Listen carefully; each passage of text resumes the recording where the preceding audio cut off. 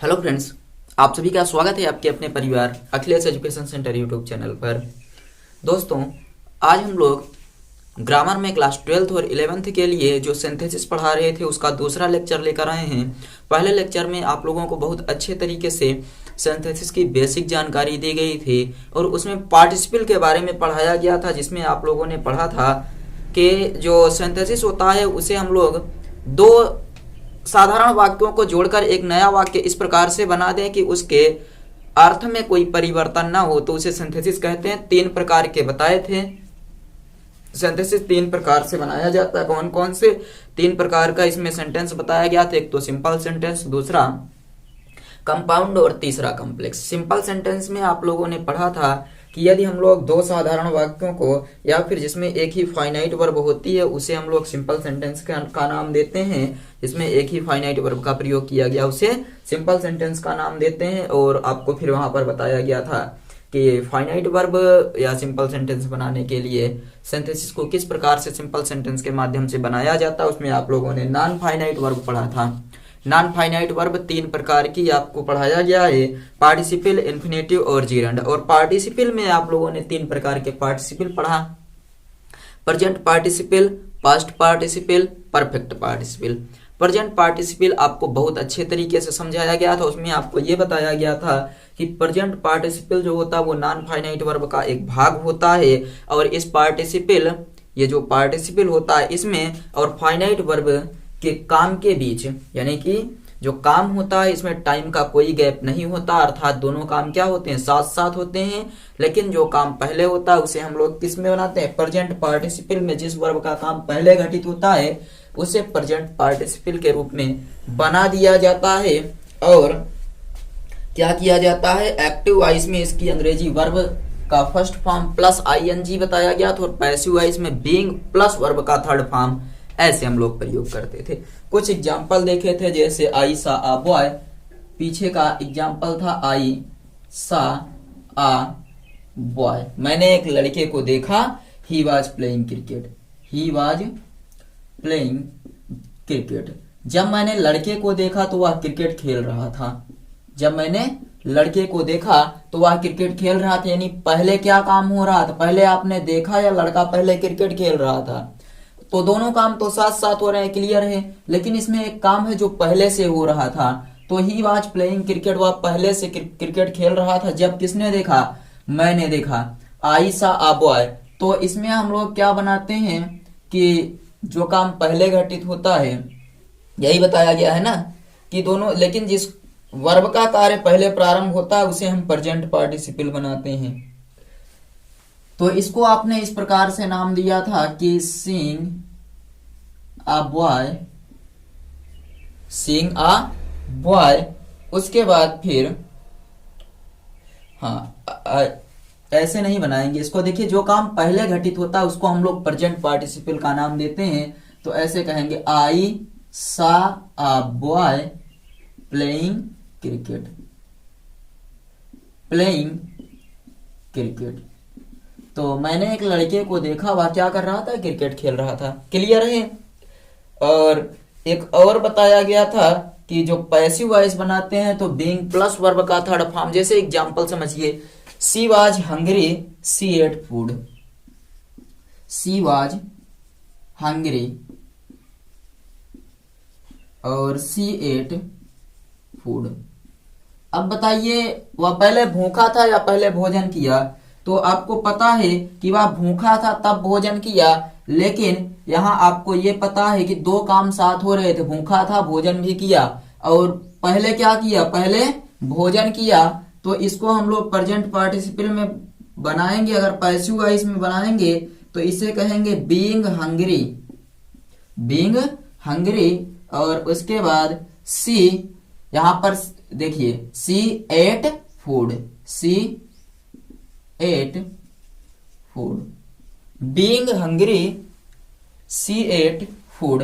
Clear है या नहीं? पास्ट पार्टिसिपल पर चला जाए। चलिए अब हम लोग पास्ट पार्टिसिपल देखते हैं। आई थिंक प्रेजेंट पार्टिसिपल तो कंप्लीट हुआ होगा। इसमें आपको एक चीज बताया गया था कि इसमें जो हम लोग क्या करते हैं कि पार्टिसिपल का प्रयोग करते हैं और जो फाइनाइट वर्ब का प्रयोग किया जाता है, उन दोनों के बीच टाइम का या उन दोनों के कार्यों के बीच टाइम का कोई गैप नहीं होता। दूसरी बात, जो कार्य पहले प्रारंभ होता है उसे प्रेजेंट पार्टिसिपल बनाते हैं, और अगर एक्टिव वॉइस में बनाएंगे तो हम लोग यूज करेंगे, क्या यूज करेंगे, वर्ब का फर्स्ट फॉर्म प्लस आईएनजी, और यदि पैसिव वॉइस में बनाएंगे तो बीइंग प्लस वर्ब का थर्ड फॉर्म का प्रयोग करेंगे। क्लियर है? अब आप लोग लिखेंगे पास्ट पार्टिसिपल। पास्ट पार्टिसिपल सबसे पहले तो ये याद रखिएगा कि यह एक नॉन फाइनाइट वर्ब का भाग है, ये नॉन फाइनाइट वर्ब का एक भाग होता है, और पास्ट पार्टिसिपल प्रेजेंट पार्टिसिपल से बिल्कुल हटकर होता है, क्योंकि इसमें जो दो वर्ब प्रयोग की जाती हैं, एक तो नॉन फाइनाइट वर्ब और एक साधारण वर्ब जो प्रयोग की जाती है, आप बताएंगे, या फिर फाइनाइट वर्ब कह दें। पार्टिसिपल और फाइनाइट वर्ब दो चीजें नाम देंगे।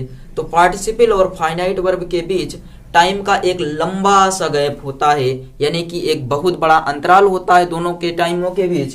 तो चलिए इसको हम लिखते हैं कि पास्ट पार्टिसिपल यह एक नॉन फाइनाइट वर्ब का भाग है। किसका भाग है? नॉन फाइनाइट वर्ब का भाग है। ये क्लियर है कि एक नॉन फाइनाइट वर्ब का भाग है।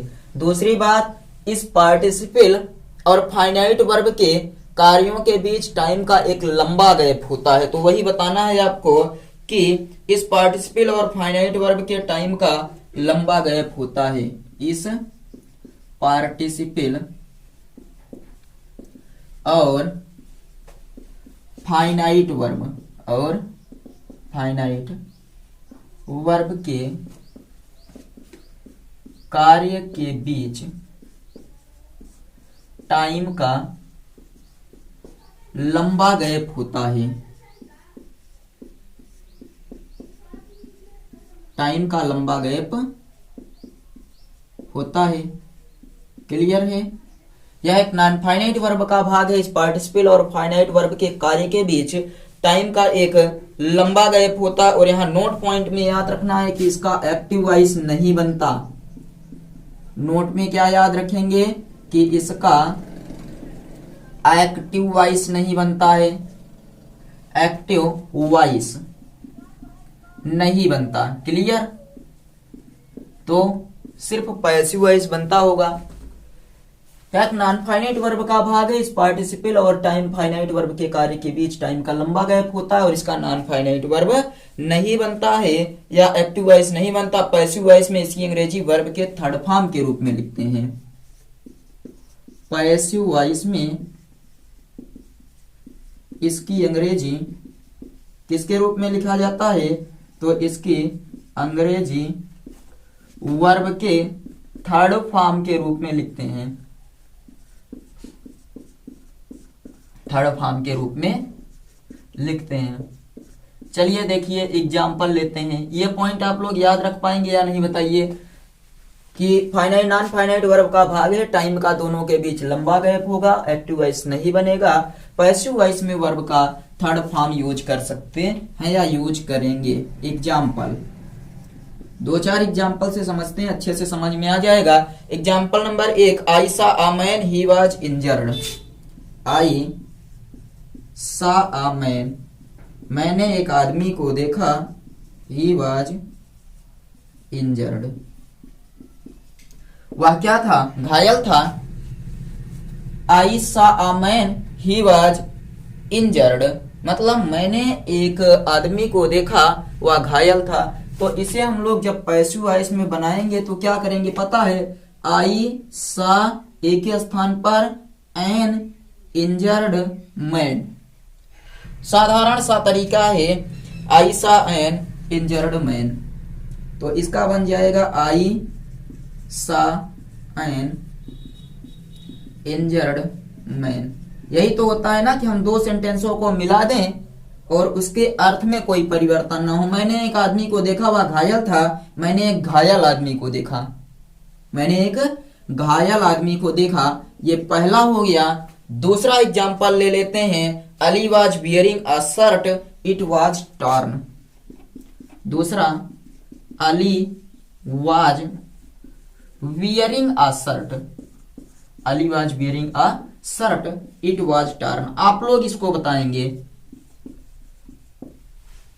आप लोग बताएंगे कि Ali was wearing a torn shirt, Ali was wearing a torn shirt. Clear है कि Ali was wearing a shirt, it was torn, तो हम कह सकते हैं Ali was wearing a torn shirt. बताइए, Ali was wearing a torn shirt, इसमें क्या हम लोग बता सकते हैं कि सेंटेंस में Ali was wearing a torn shirt. अब आप लोग बताइए, क्या इसका अर्थ बदला, या इसका अर्थ बदला? हमने पास्ट पार्टिसिपल बना दिया, लेकिन इसके अर्थ में कोई परिवर्तन नहीं हुआ, इसके अर्थ में कोई परिवर्तन नहीं हुआ। तो हम लोग बताइए, आप सब समझ में आ गया या नहीं? तो एक और एग्जांपल, इसको तो पक्का आप लोग करके बताएंगे और बता सकते हैं कि वी सा अ हिल, मैंने एक पहाड़ी देखा, हमने we saw a hill, it was covered with snow, it was covered with snow, it was covered with snow. तो इसको आप लोग बताइए कि it was covered with snow we saw a हिल। तो आप ऐसे बताइएगा कि वी सा अ हिल मतलब हमने एक पहाड़ी देखा, वह बर्फ से ढकी हुई थी, तो हमने एक बर्फ से ढकी हुई पहाड़ी देखा। We saw a hill covered with snow, we saw a hill covered with snow, we saw a hill covered with snow. अब बताइए, इसमें कोई समस्या अगर किसी को, अगर कहीं पर कोई समस्या हो तो आप लोग बताइए। आई सा एन इंजर्ड मैन, मतलब मैंने एक आदमी को देखा, वह घायल था, तो मैंने एक घायल आदमी देखा। Ali was wearing a shirt, it was torn, Ali ने एक शर्ट पहनी, वह मुड़ी हुई थी, तो Ali was wearing a torn shirt. और इट वाज, देखिए वी सा अ हिल, हमने एक पहाड़ी देखा, वह बर्फ से ढकी हुई थी, तो we saw a hill covered with snow. और एक और एग्जांपल आप लोग बताइए, I found a purse, it was lost, I found a purse, मैंने या मुझे एक पर्स मिला, और इट वाज लॉस्ट, या खो गया था। तो आप कह सकते हैं I was found a lost purse, I was found a lost purse, मुझे एक खोई हुई पर्स मिली, या मुझे एक पर्स मिली जो खो गई थी, या मुझे एक खोई हुई पर्स मिली। स्क्रीनशॉट ले लीजिए और बताइए क्या ये पॉइंट आपके समझ में आ गए या नहीं। इसका स्क्रीनशॉट ले लीजिए जल्दी से। चलिए अब पास्ट पार्टिसिपल देखते हैं। इसका स्क्रीनशॉट ले लिए होंगे हमें लगता है, हम मिटा रहे हैं इसको, और हमें लगता है कि ये आपको समझ में भी आ गया होगा। अब हेडिंग लिखिए पास्ट पार्टिसिपल, और ना समझ में आया हो तो कमेंट करके बताइए, फिर से रिवाइज करेंगे, या आप लोग वीडियो को फिर से चला लीजिए और समझ में आ जाएगा। हेडिंग लिखिएगा परफेक्ट पार्टिसिपल, तीसरा प्रकार परफेक्ट पार्टिसिपल। अब दो चीजों में आपने पढ़ लिया है कि एक तो ये होता है कि प्रेजेंट पार्टिसिपल, जिनमें पार्टिसिपल और नॉन फाइनाइट वर्ब, पार्टिसिपल और फाइनाइट वर्ब के कार्य के बीच टाइम का कोई गैप नहीं होता, दोनों कार्य साथ साथ घटित होते हैं। और पास्ट पार्टिसिपल में आपने ये पढ़ा कि पार्टिसिपल और फाइनाइट वर्ब के कार्य के बीच टाइम का एक लंबा गैप होता है, एक्टिव वॉइस नहीं बनती, पैसिव वॉइस में इसकी अंग्रेजी हम लोग सिर्फ इसको पैसिव वॉइस में बनाते हैं, कुछ एग्जाम्पल से देखा। अब परफेक्ट पार्टिसिपल की बारी आती है, तो आप भी ये भी बताएंगे परफेक्ट पार्टिसिपल जो होता है ये भी नॉन फाइनाइट वर्ब का एक भाग होता है। तो परफेक्ट पार्टिसिपल या नॉन फाइनाइट वर्ब का एक भाग होता है, नॉन फाइनाइट वर्ब का एक भाग होता है। और एक चीज यहां याद रखिएगा कि अगर प्रेजेंट पार्टिसिपल और फाइनाइट वर्ब के बीच टाइम का कोई गैप नहीं होता, अर्थात दोनों काम साथ साथ घटित होते हैं। और पास्ट पार्टिसिपल में लंबा गैप होता है, जिसमें हो सकता है बहुत छोटा सा गैप हो, अर्थात एक काम समाप्त हो उसके तुरंत बाद दूसरा काम शुरू हो जाए। तो यही यहाँ पर आएगा। परफेक्ट पार्टिसिपल में क्या होता है, तो आप बताएंगे कि इस पार्टिसिपल और फाइनाइट वर्ब के कार्य के बीच टाइम का एक छोटा सा गैप होता है, अर्थात एक काम समाप्त होने के ठीक बाद दूसरा काम शुरू होता है। क्लियर है? लिखा जाए, लिखिए इस पार्टिसिपल और फाइनाइट वर्ब के बीच टाइम का थोड़ा गैप होता है। इस पार्टिसिपल और फाइनाइट वर्ब के टाइम के बीच थोड़ा सा गैप होता है। थोड़ा सा गैप होने का मतलब आपको बताया गया कि हो सकता है एक काम समाप्त होने के तुरंत बाद दूसरा काम समाप्त हो जाए, अर्थात एक कार्य पूर्ण रूप से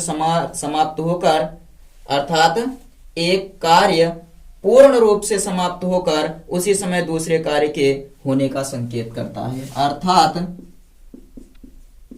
एक कार्य पूर्ण रूप से समाप्त होकर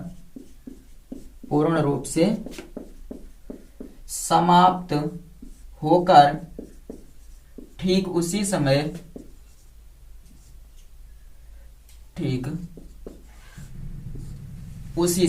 एक कार्य पूर्ण रूप से समाप्त होकर ठीक उसी समय दूसरे कार्य के होने का संकेत देता है।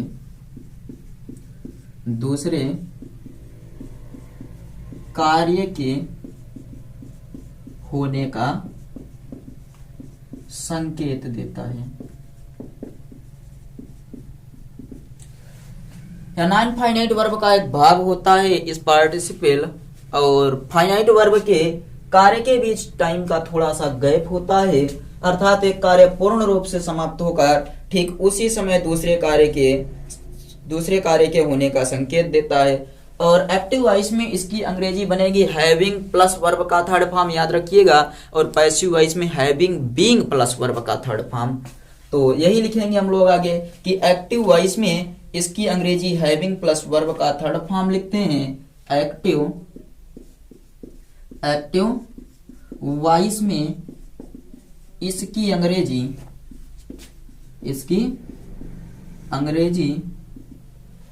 हैविंग प्लस वर्ब का थर्ड फॉर्म लिखते हैं। तथा पैसिव वॉइस में आप लोग कमेंट करिए, पैसिव वॉइस में क्या लिखेंगे इसकी अंग्रेजी? पैसिव वॉइस में क्या लिखेंगे बताइए? लिखते हैं। एक बार आपको बताया गया, क्या बताए हैं कि हैविंग बीइंग प्लस वर्ब का third form. Having being plus verb का थर्ड फॉर्म लिखते हैं। इसका हिंदी अर्थ कर या करके, इसका हिंदी अर्थ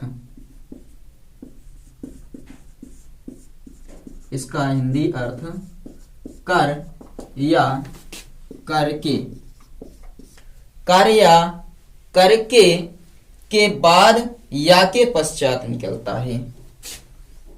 करके के बाद, जैसे देखिए, या तो अर्थ कर निकलेगा या करके निकलेगा, या करके बाद, या फिर करके के बाद। हो सकता है कर आ जाए या करके आए, और इसके बाद क्या लगा रहेगा? तो इसके पश्चात या बाद या के पश्चात, कर या करके बाद या के पश्चात निकलता है। एग्जाम्पल देख लिया जाए। एक्टिव वॉइस में इसकी अंग्रेजी लिखेंगे हैविंग प्लस वर्ब का थर्ड फॉर्म, और पैसिव वॉइस में having plus being plus verb का थर्ड फॉर्म लिखते हैं। और हिंदी में अर्थ बता दिया गया कि या तो कर निकलेगा या कर के बाद निकलेगा या फिर के पश्चात इसका हिंदी में अर्थ होता है। जैसे पहला एग्जाम्पल देखिए, पहला एग्जाम्पल क्या होगा, तो हम एक सेंटेंस लिखते हैं, he ate food he slept on bed. He ate food he slept on bed. उसने क्या किया, भोजन किया और बेड पर स्लेप्ट लेट गया या सो गया। ही एट फूड भोजन करने के बाद बेड पर गया, मतलब भोजन किया, एक काम कंप्लीट हुआ, उसके तुरंत बाद दूसरा काम किया। आप पहचान जाएंगे कि एक काम कंप्लीट हुआ, उसके तुरंत बाद दूसरा काम किया, अर्थात ये परफेक्ट पार्टिसिपल की बात चल रही है। तो यहाँ क्या करते हैं, जो कार्य पहले होता है उसे हम लोग प्रेजेंट पार्टिसिपल में बनाएंगे तो हैविंग प्लस वर्ब का थर्ड फॉर्म लिखेंगे। तो यहाँ और पास्ट पार्टिसिपल में बनाएंगे तो हैविंग बीइंग प्लस वर्ब का थर्ड फॉर्म लिख देंगे। तो यहाँ चलिए प्रेजेंट पार्टिसिपल में बनाते हैं, हैविंग वर्ब का थर्ड फॉर्म क्या हो जाएगा, eaten food. Having eaten food, clear है या नहीं बताइए। और उसके बाद फिर वैसे ही लिख दीजिए जो लिखा गया है, he slept on bed. Clear. He ate food उसने भोजन किया, उसके बाद बेड पर गया। तो having eaten food he slept भोजन करने के बाद वह सो गया या बेड पर सोया। क्लियर। दूसरा एग्जाम्पल लिखा जाए तो दूसरा एग्जाम्पल लिखिए, Karim was punished by the teacher. दूसरा example, Karim was punished by the teacher. Karim was punished by the teacher he felt sorry. उसने गलती महसूस की या फिर उसने दुख महसूस किया, ही फेल्ट सॉरी। चलिए कैसे बनाएंगे, यहां पर वाज लगा है, Karim was punished by the teacher he felt sorry. Karim ने या करीम को अध्यापक से सजा मिली, उसने गलती महसूस की। करीम को क्या किया गया, अध्यापक से सजा मिला। तो आप बताएंगे having punished by the teacher Karim felt sorry, या हैविंग बीइंग करेंगे, यहां वाज लिखा है देखिए, तो कर दीजिएगा हैविंग बीइंग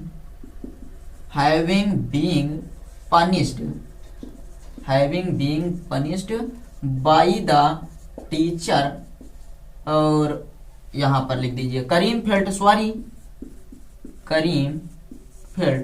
सॉरी, नीचे दिख रहा है करीम फेल्ट सॉरी। क्लियर है या नहीं बताइए।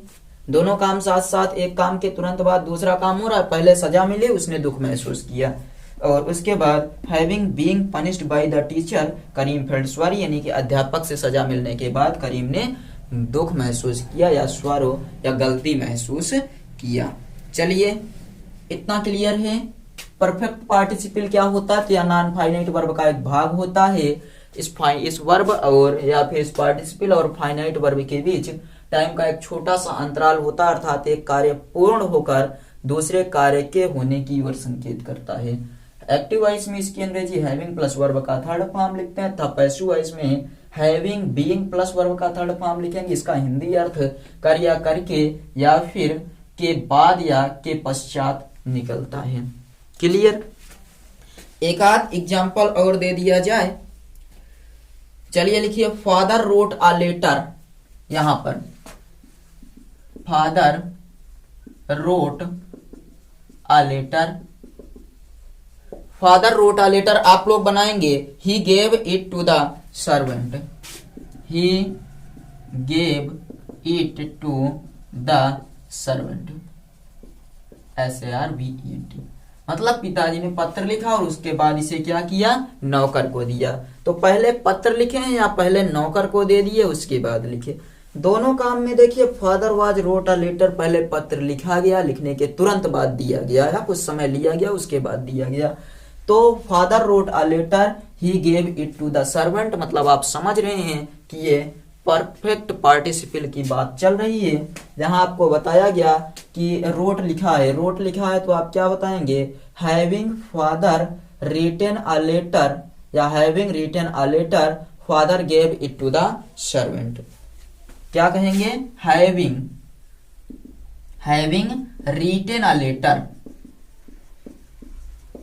उसके बाद ही के स्थान पर लिख दीजिए father gave it to the servant. Clear? Screenshot लीजिए। उसके बाद फिर हम लोग थोड़ा सा और आगे बढ़ते हैं। पहला पार्ट तो कंप्लीट हुआ।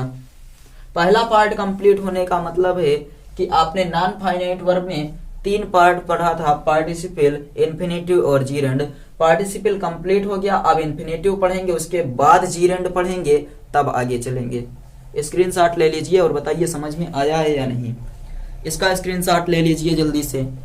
ये समझ में आ गया आपको? पार्टिसिपल समझ में आया या नहीं? चलिए हम लोग अब आगे देखते हैं, इन्फिनेटिव पर चर्चा करते हैं।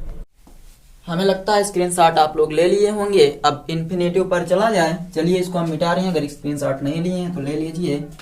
हम लोग अब इन्फिनेटिव पर चर्चा करते हैं।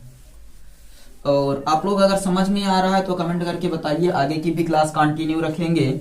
इसको भी आपको पूरा का पूरा आपका सिंथेसिस कंप्लीट कर दें, अगर आप सबके समझ में आ रहा है तो।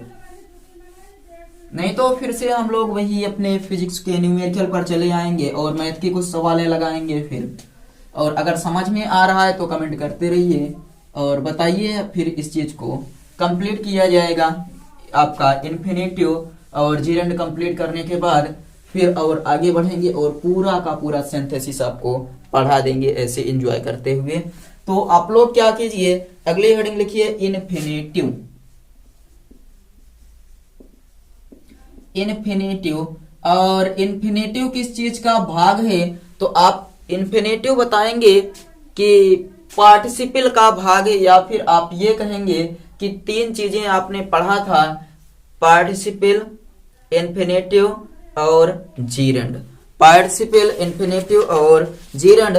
पार्टिसिपल कितने प्रकार के? 3 प्रकार के आपने पढ़ा था। तो आप यहाँ इन्फिनेटिव भी बताएंगे कि यह नॉन फाइनाइट वर्ब का एक भाग होता है, नॉन फाइनाइट वर्ब का एक भाग होता है। और पार्टिसिपल में भी यही आप लोग बताते थे कि नॉन फाइनाइट वर्ब का एक भाग का भाग था, वहां थोड़ा सा चेंज करिएगा। हम लोग जो लिखते थे कि भाग होता है, तो आप कहेंगे कि यह क्या होता है? पार्टिसिपल नॉन फाइनाइट वर्ब का भाग है, उसके अंतर्गत आने वाले पार्ट भी नॉन फाइनाइट वर्ब के ही भाग गिने जाएंगे। तो लेकिन मुख्य रूप से ये वाला इन्फिनेटिव जो होता है ये नॉन फाइनाइट वर्ब का भाग होता है, क्योंकि आपने पढ़ा था कि जो नॉन फाइनाइट वर्ब होती है, नॉन फाइनाइट वर्ब, वो कितने प्रकार की होगी? तो 3, इसके 3 भाग रहे थे, आपने पढ़ा था। कौन कौन से? पार्टिसिपल और इन्फिनेटिव और जीरेंड, यही तीनों पढ़े थे। पार्टिसिपल में आपने 3 प्रकार पढ़ लिया। कौन कौन से पार्टिसिपल? तो आपने पढ़ा प्रेजेंट पार्टिसिपल, दूसरा पास्ट पार्टिसिपल और परफेक्ट पार्टिसिपल। अब इन्फिनेटिव पर चर्चा करेंगे हम लोग। ये पॉइंट आपका क्लियर हुआ है या नहीं बताइए? ये तीनों भी यहीं से इसके पार्ट उठा लिए गए, वही आप बताएंगे। ये जो हैं ये भी इसी के अंतर्गत ही आते हैं। अब इन्फिनेटिव पर चर्चा करते हैं। लास्ट में आपको इसी प्रकार से पूरे के पूरे सिंथेसिस को ग्राफ के माध्यम से समझाएंगे कि किस प्रकार से आप सिर्फ 1-2 पेज में पूरे के पूरे सिंथेसिस को कवर कर लेंगे। लेकिन अभी नहीं, पहले इस चीज को पढ़ लीजिए विस्तार से, उसके बाद फिर हम लोग कवर करेंगे। इन्फिनेटिव क्या होता है? तो आप यहां बता दीजिएगा कि यह नॉन फाइनाइट वर्ब का एक भाग होता है। नॉन फाइनाइट वर्ब का एक भाग होता है, या नॉन फाइनाइट वर्ब का एक भाग होता है। ऊपर एक बार हमें चेक करने दीजिए दिख रहा है या नहीं। या नॉन फाइनाइट वर्ब का, चलिए नीचे लिखते हैं, नहीं दिख रहा था। यह नॉन फाइनाइट वर्ब का एक भाग होता है। किस चीज का? तो नॉन फाइनाइट वर्ब का एक भाग होता है। कौन? इन्फिनेटिव नॉन फाइनाइट वर्ब का एक भाग होता है। और याद रखिएगा इसका प्रयोग सेंटेंस में नाउन, एडजेक्टिव या फिर एडवर्ब के रूप में करते हैं। किस किस चीज के रूप में? तो नाउन के रूप में, एडजेक्टिव के रूप में, एडवर्ब के रूप में, 3 चीजों के रूप में किया जाता है। और ये 2 प्रकार का होता है। तो इसका प्रयोग सेंटेंस में ऐसे लिखिए, इसका प्रयोग सेंटेंस में सेंटेंस में किसके रूप में किया जाता है? तो नाउन के रूप में किया जाता है, एडजेक्टिव के रूप में किया जाता है तथा एडवर्ब के रूप में करते हैं, एडवर्ब के रूप में करते हैं। क्लियर है कि इसका प्रयोग वाक्य में किन किन चीजों के रूप में किया जाता है? नाउन के रूप में, एडजेक्टिव के रूप में और एडवर्ब के रूप में किया जाता। इसके भी दो प्रकार हैं, इसके दो प्रकार हैं। कौन कौन से दो प्रकार हैं? तो इन्फिनेटिव है, तो इन्फिनेटिव दो प्रकार के होंगे, एक सिंपल इन्फिनेटिव, नंबर एक सिंपल इन्फिनेटिव, और दूसरा होता है जीरेंडियल इन्फिनेटिव। कौन सा? जीरेंडियल, जीरेंडियल इन्फिनेटिव। तो सिंपल इन्फिनेटिव और जीरेंडियल इन्फिनेटिव ये दो प्रकार के इन्फिनेटिव होते हैं। अब हम लोग इन दोनों पर अलग अलग विस्तार से चर्चा करेंगे। बताइए इन्फिनेटिव समझ में आया या नहीं? इन्फिनेटिव नॉन फाइनाइट वर्ब का एक भाग होता है। इसका प्रयोग सेंटेंस में नाउन, एडजेक्टिव या एडवर्ब के रूप में करते हैं और इसके दो प्रकार हैं, एक सिंपल इन्फिनेटिव और दूसरा जीरेंडियल इन्फिनेटिव। यहां पर चलिए देखते हैं, विस्तार करते हैं। नंबर एक सिंपल इन्फिनेटिव, सिंपल इन्फिनेटिव ये क्या होता है? या फिर इसी का दूसरा नाम भी है, या नाउन इन्फिनेटिव इसको बोलते हैं, नाउन इन्फिनेटिव।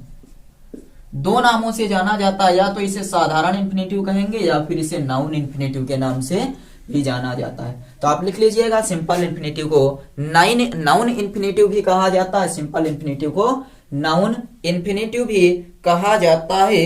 यह इन्फिनेटिव नाउन के रूप में प्रयोग किया जाता है। यह इन्फिनेटिव, तो आपसे पूछा जाए क्यों, तो बता दीजिएगा कि यह इन्फिनेटिव TIVE होगा, हाँ TIVE। यह इन्फिनेटिव किसके रूप में प्रयोग किया जाता है? नाउन के रूप में प्रयोग किया जाता है। यह इन्फिनेटिव नाउन के रूप में प्रयोग किया जाता है, इसलिए सिंपल इन्फिनेटिव को नाउन इन्फिनेटिव के नाम से भी जाना जाता है। यह इन्फिनेटिव नाउन के रूप में प्रयोग किया जाता है, इसलिए सिंपल इन्फिनेटिव को नाउन इन्फिनेटिव के नाम से जाना जाता है।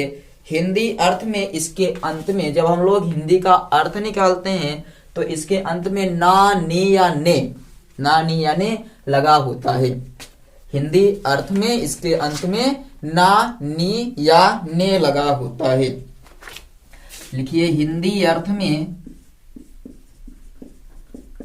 इसके अंत में ना, नी या ने, ना, नी या ने लगा होता है। ये सिंपल इन्फिनेटिव है, जैसे खेलना, पढ़ना, ये सब। अंग्रेजी में टू प्लस वर्ब लिखते हैं। जब हम लोग इसकी अंग्रेजी लिखते हैं तो बताइएगा कि अंग्रेजी में टू प्लस वर्ब लिखते हैं। अगर किसी भी वर्ब के पहले टू आ जाए तो हम लोग बोलेंगे ये नाउन इन्फिनेटिव है, नाउन इन्फिनेटिव है या फिर सिंपल इन्फिनेटिव है। अगर किसी भी वर्ब के पहले टू आता है तो, अगर किसी भी वर्ब के पहले टू आता है तो आप कहेंगे कि यह नाउन इन्फिनेटिव है या फिर सिंपल इन्फिनेटिव है। अब बताइए, अब क्लियर दिखा या नहीं, या कौन सा इन्फिनेटिव है? तो यह नाउन इन्फिनेटिव या सिंपल इन्फिनेटिव आप बता देंगे। एक मिनट रुकिए।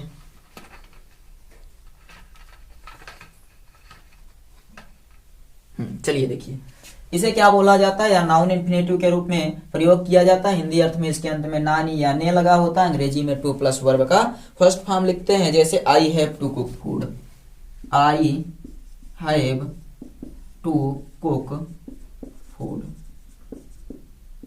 आई हैव टू कुक फूड। तो देखिए, टू कुक लगा, इसलिए इसको हम लोग क्या बोलेंगे? ये कहेंगे कि ये आपका है सिंपल इन्फिनेटिव। क्या है? Simple infinitive. जैसे to walk is a good exercise, दूसरा एग्जाम्पल लेंगे तो कहेंगे to walk is a good exercise. To walk is a good exercise, बताइए ये क्या है? तो ये भी सिंपल इन्फिनेटिव ही है, क्योंकि जो आपका वर्ब है उसके आगे टू लग जाए तो उसे हम बोलते हैं सिंपल इन्फिनेटिव। क्लियर है या नहीं बताइए? जैसे आई वांट टू रीड, और भी एग्जांपल लेंगे तो कह देंगे I want to read, I want to play. तो ये सब जो सेंटेंस आते हैं इसमें अगर किसी भी नाउन के पहले टू लगा हो तो आप बता देंगे कि ये जो इन्फिनेटिव प्रयोग किया गया है वो सिंपल इन्फिनेटिव है या फिर जीरेंडी, दूसरा नाउन इन्फिनेटिव। दूसरे पर आ जाते हैं, दूसरा वाला देखते हैं जीरेंडियल इन्फिनेटिव। जीरेंडियल इन्फिनेटिव क्या होता है?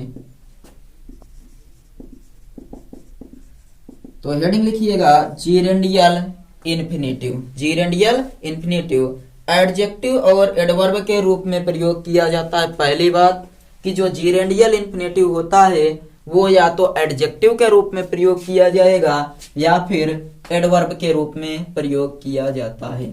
यहाँ आपने देख लिया, अगर ये नाउन के रूप में प्रयोग किया जाता है तो ये बचा हुआ भाग एडजेक्टिव या एडवर्ब के रूप में ही प्रयोग किया जाएगा। तो आप बताएंगे कि यह वाक्य में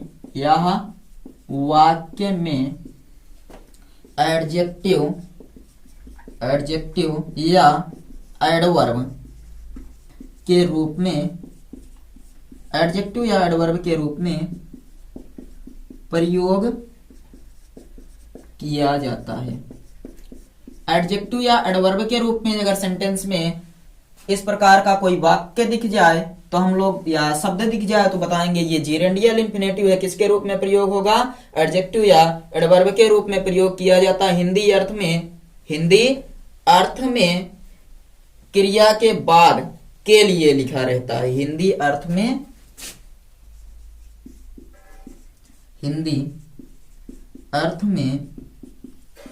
क्रिया के बाद के लिए लिखा रहता है।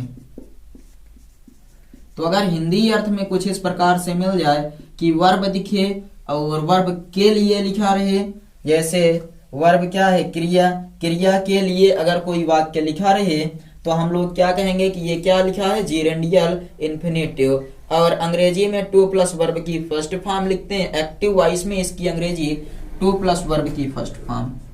एक्टिव वॉइस में इसकी अंग्रेजी दिख रहा है, इसकी अंग्रेजी टू प्लस वर्ब का फर्स्ट फॉर्म लिखते हैं। यहां पर भी देखिए टू लगा है, यहां पर भी क्या लगा है? टू लगा है और फर्स्ट फॉर्म ही लिखा गया है। तो यहां पर क्या होगा कि एक्टिव वॉइस में इसकी अंग्रेजी हम लोग क्या लिखेंगे? टू प्लस फर्स्ट फॉर्म, तथा पैसिव वॉइस में to plus be plus third form. To plus be, तो पैसिव वॉइस में क्या लिखेंगे?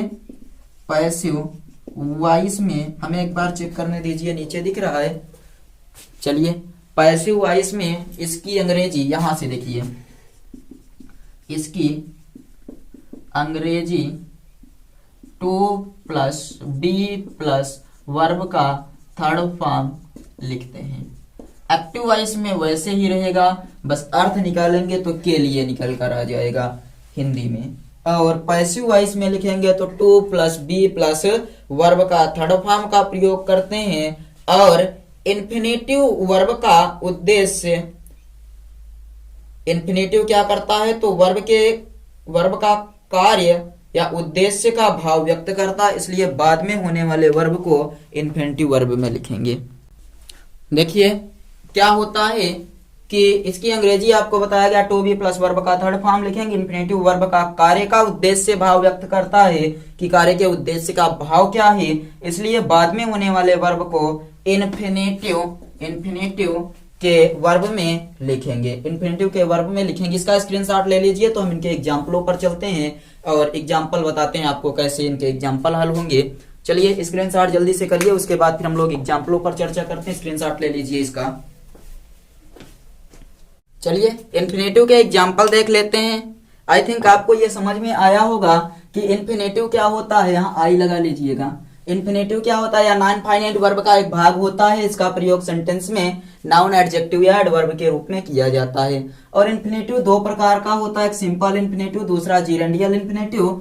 और सिंपल इन्फिनेटिव क्या होता है, तो यह इन्फिनेटिव नाउन के रूप में प्रयोग किया जाता है और हिंदी अर्थ के अंत में ना, नी, ने लगा होता है। अंग्रेजी में टू प्लस वर्ब का फर्स्ट फॉर्म लिखते हैं, जैसे I have to cook, to walk is a good exercise, I want to read. और दूसरा आपको बताया गया जीरेंडियल इन्फिनेटिव, यह वाक्य में एडजेक्टिव या एडवर्ब के रूप में प्रयोग किया जाता है। हिंदी अर्थ में क्रिया के बाद के लिए लिखा रहता है। एक्टिव वॉइस में इसकी अंग्रेजी टू प्लस वर्ब का फर्स्ट फॉर्म, यहाँ पर भी टू प्लस वर्ब का फर्स्ट फॉर्म।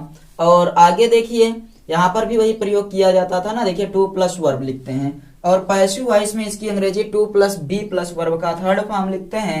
इन्फिनेटिव का कार्य का उद्देश्य का भाव व्यक्त करता है, जो इन्फिनेटिव है वर्ब के कार्य का उद्देश्य का भाव व्यक्त करता है, इसलिए इसके होने वाले वर्ब को, इसलिए बाद में होने वाले वर्ब को इन्फिनेटिव वर्ब में लिखेंगे। चलिए इसके एग्जाम्पल देखते हैं, इसका स्क्रीनशॉट आप लोग ले लिए होंगे।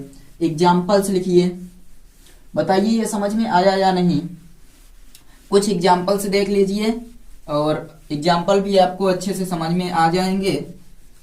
फिर आगे बढ़ते हैं और इसके आगे देखिए, जैसे आई कीप अ नाइफ, जैसे आई keep a knife, I keep a knife, I cut vegetable with it, I cut vegetable with it, I cut a vegetable with it, I keep a knife मतलब मैंने एक चाकू रखा, इससे सब्जियां काटते हैं, या फिर इससे मैं सब्जियां काटता हूं, काट सकता हूं। तो इसको हम लोग हमें क्या बनाना है कि यहाँ बताना है इन्फिनेटिव की सहायता से किस प्रकार से दो सेंटेंसों को जोड़ेंगे। I keep a knife to cut the vegetable, ऐसे आप कर सकते हैं, I keep a knife to cut vegetable बना दीजिए। I keep a knife, I keep a knife to cut vegetables, या वेजिटेबल अकेले लिख दीजिए। बताइए समझ में आया या नहीं। I keep a knife to cut vegetable, या वेजिटेबल से कर दीजिए, कोई दिक्कत नहीं है। हमें लगता है ये पहला आपके समझ में आ गया होगा। और दूसरे पर देखिए, दूसरा एग्जाम्पल हम लोग लेते हैं, I went to Agra, I went to Agra, I went to Agra मतलब मैं आगरा गया, मैं आगरा गया। आई वांट टू आगरा, या फिर यहां पर आई वेंट टू आगरा, मैं आगरा गया, आई वांट टू आगरा, या फिर ऐसे बता दीजिए आई वेंट टू आगरा और उसके बाद आई सा द ताजमहल, ताजमहल। तो क्या कहेंगे, I went to Agra to see the Taj Mahal, I went to Agra to see the Taj Mahal, I went to Agra, Agra to see the Taj Mahal. बताइए क्लियर है। मैं आगरा गया ताजमहल देखने के लिए, I went to Agra to see the Taj Mahal, मैंने आगरा जाकर ताजमहल देखा। मैं आगरा गया, मैंने ताजमहल देखा, तो आगरा जाकर मैंने क्या किया, ताजमहल देखा। क्लियर हुआ या नहीं। और अगर नहीं है तो चैनल को सब्सक्राइब जरूर कर लीजिएगा। और तीसरा एग्जाम्पल चलिए हम लोग देखते हैं। तीसरा आप लिखिए, she was very tired, she was very tired, क्या है, वह बहुत थकी हुई है, सी वॉज वेरी टायर्ड। उसके बाद she could not run fast, she could not run fast, she was very tired, वह बहुत थकी हुई थी, इसलिए वह तेज नहीं दौड़ सकती थी। तो क्या बताएंगे कि she was very tired to run fast, आप ऐसे कह सकते हैं टू रन फास्ट लिख दीजिए। सी वॉज, ना दिख रहा हो तो हम बोल रहे हैं very tired, she was very tired to run fast, ऐसा हम लोग देखिए, यहाँ रन है उसी के आगे टू क्यों लगाए हैं, यहाँ टू आगरा लगाए हैं, और यहाँ पर देखिए टू कट यानी कि काटना, तो टू प्लस वर्ब के लिए प्रयोग करते हैं। ये एग्जाम्पल्स लिख लीजिए, और हमें लगता है ये एग्जाम्पल्स अच्छे से समझ में आ गए होंगे आपको। बताइए समझ में आया है या नहीं, आगे बढ़ा जाए। ये समझ में आ गया, एक दो एग्जाम्पल और लेते हैं। चलिए इधर देखिए, और समझ में आ रहा है तो कमेंट करके आप लोग बताते रहिए कि टॉपिक समझ में आ रहा है। अगर समझ में आ रहा है कमेंट करके बताते रहिए आपको टॉपिक समझ में आ रहे हैं।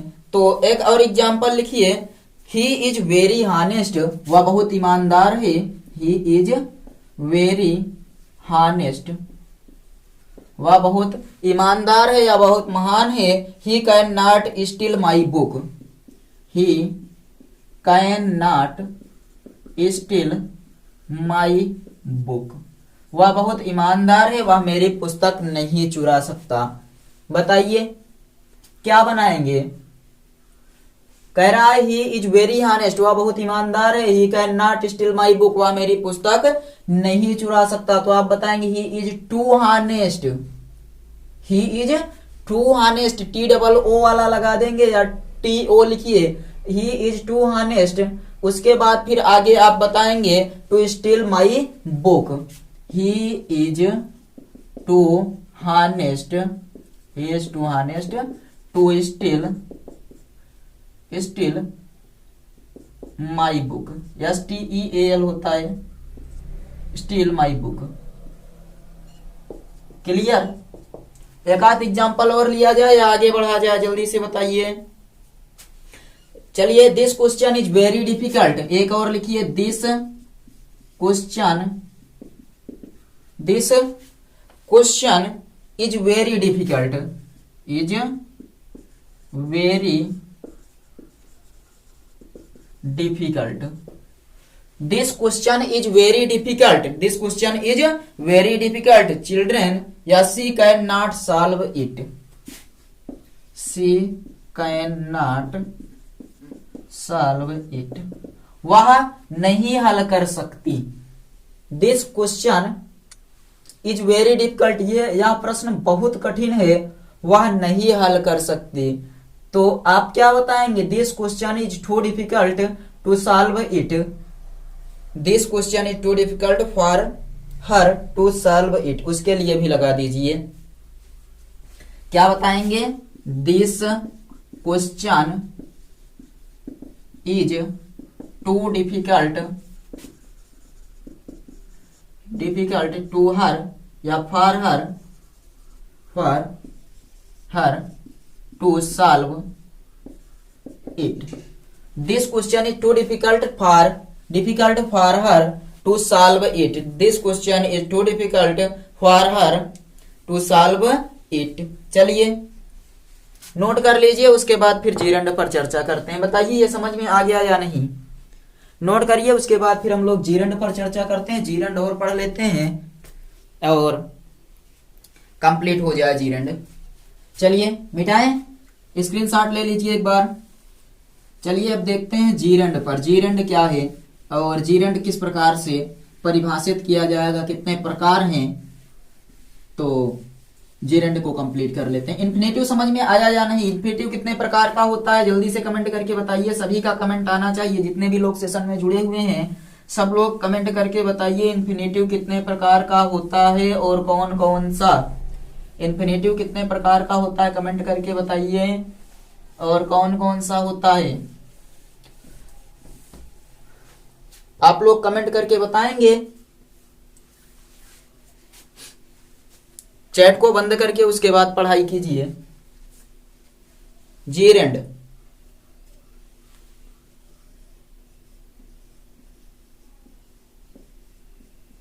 सबसे पहला पॉइंट जीरंड में जो आप बताएंगे वो यही होगा कि जीरंड जो होता है वो एक नॉन फाइनाइट वर्ब का एक पार्ट होता है। जीरंड क्या होता है, तो नॉन फाइनाइट वर्ब का एक भाग है। बता दीजिए, यह नॉन फाइनाइट वर्ब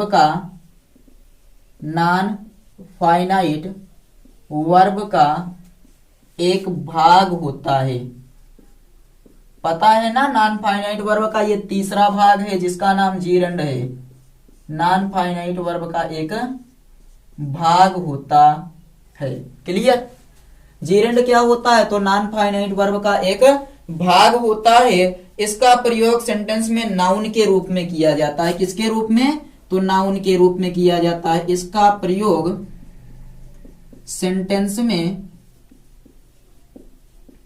सेंटेंस में नाउन के रूप में किया जाता है।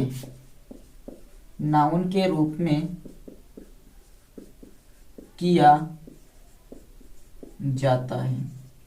क्लियर? यह नॉन फाइनाइट वर्ब का एक भाग होता है और इसका प्रयोग सेंटेंस में नाउन के रूप में किया जाता है। हिंदी अर्थ में इसके अंत में ना या नी या ने, हिंदी अर्थ में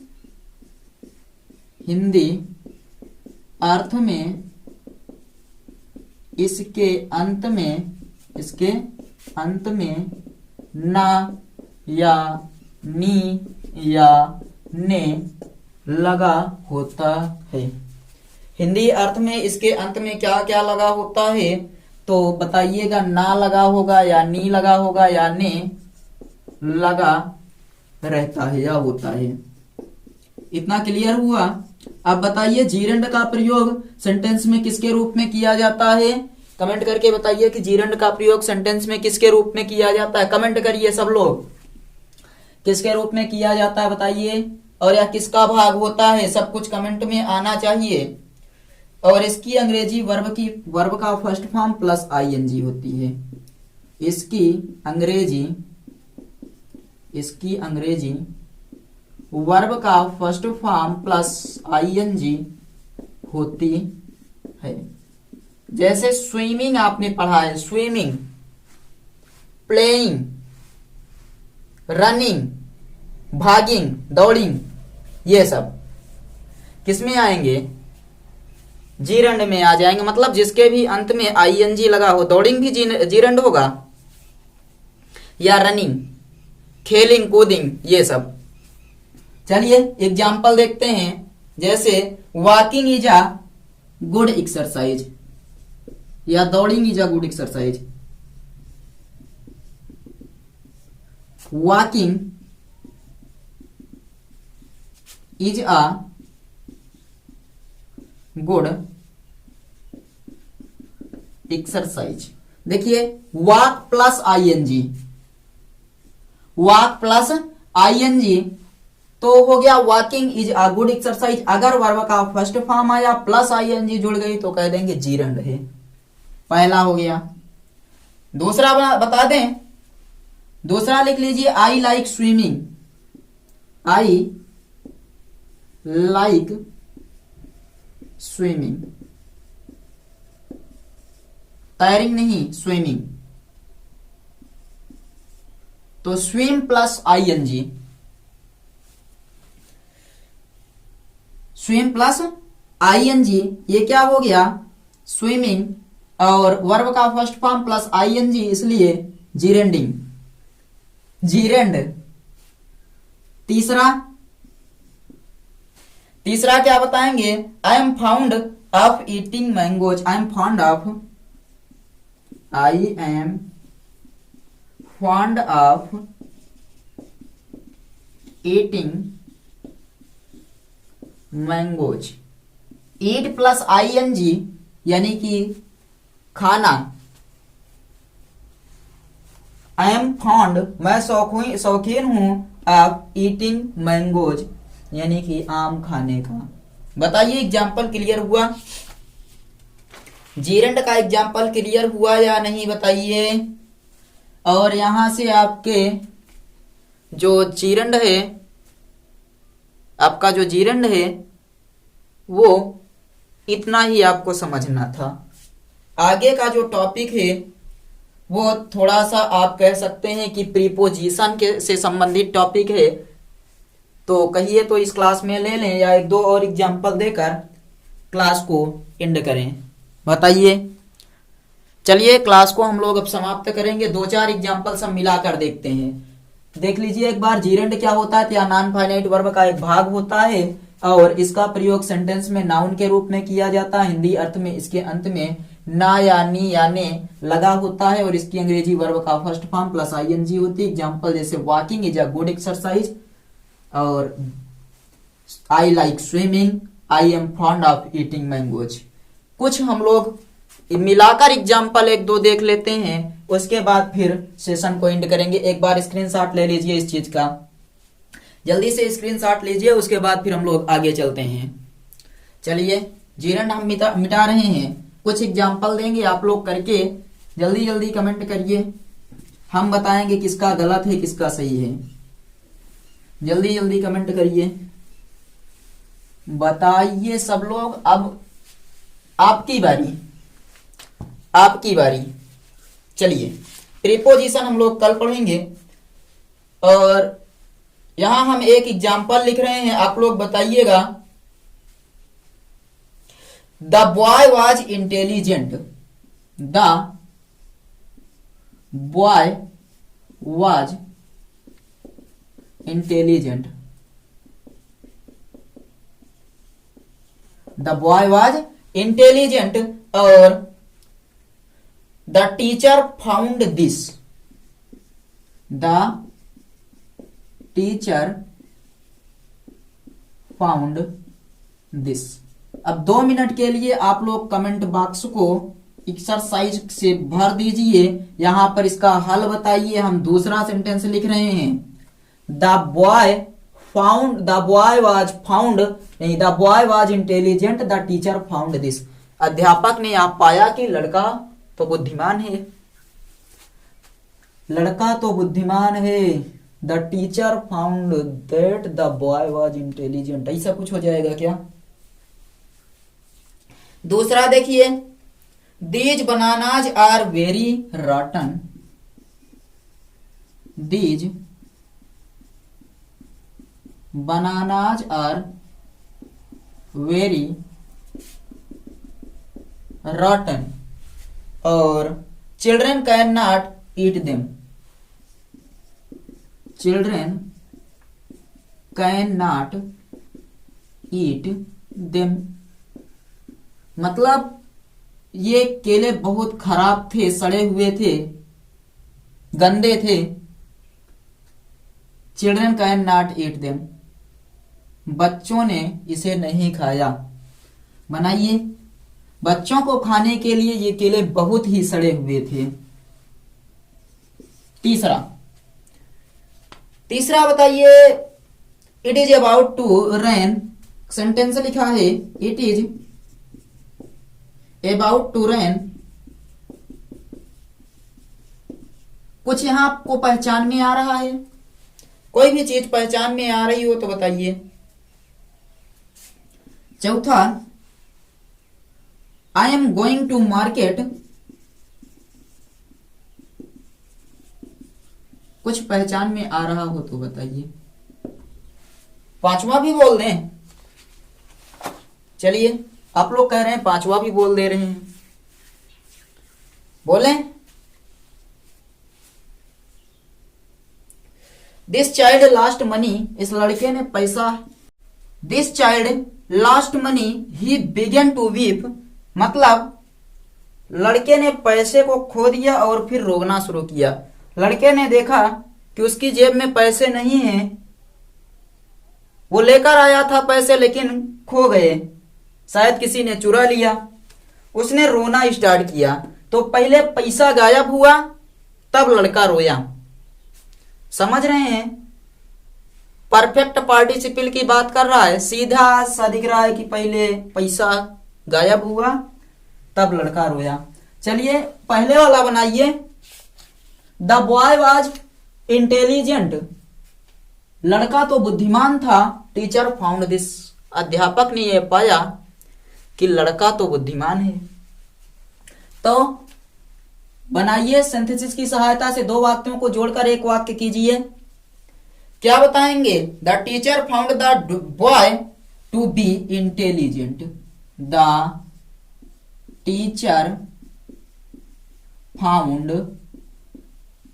the boy to be intelligent, थोड़ा थोड़ा ध्यान दीजिएगा, the boy to be intelligent.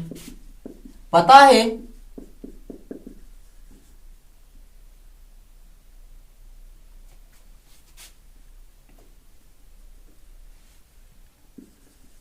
आपको पता है कि टू बी प्लस वर्ब का प्रयोग कहां किया जाता है? जब हम लोग सेंटेंस को बनाते हैं पैसिव वॉइस में, पैसिव वॉइस में बनाते हैं तभी टू बी प्लस वर्ब के फॉर्म का प्रयोग किया जाता है। तो हमें लगता है समझ में आया होगा। दूसरा बताएं,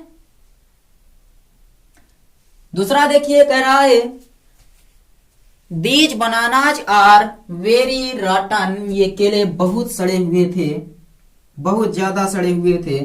children can not eat them, लड़के ने या लड़कों ने नहीं खाया। सड़े हुए केले कौन खाएगा? आप लोग खाएंगे? चलिए बनाते हैं। वाक्य कह रहा है these bananas are very रॉटन,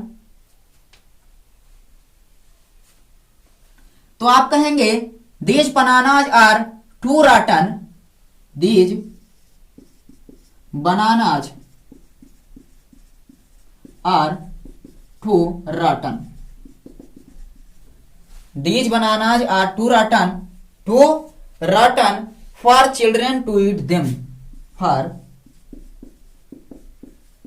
children to eat them. मिलाते चलिए।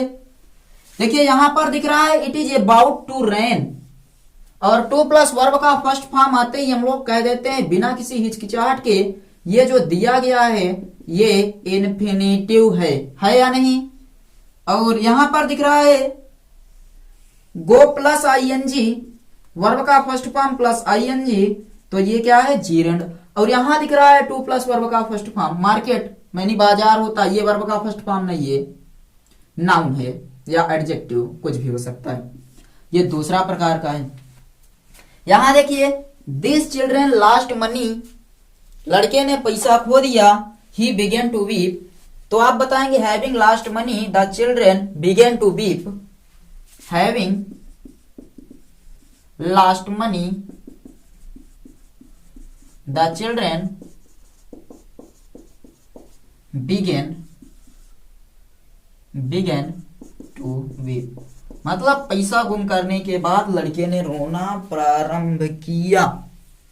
अब बताइए किसी भी टॉपिक में कहीं भी किसी भी प्रकार की कोई समस्या, कोई परेशानी, कोई दिक्कत तो पूछ लीजिए।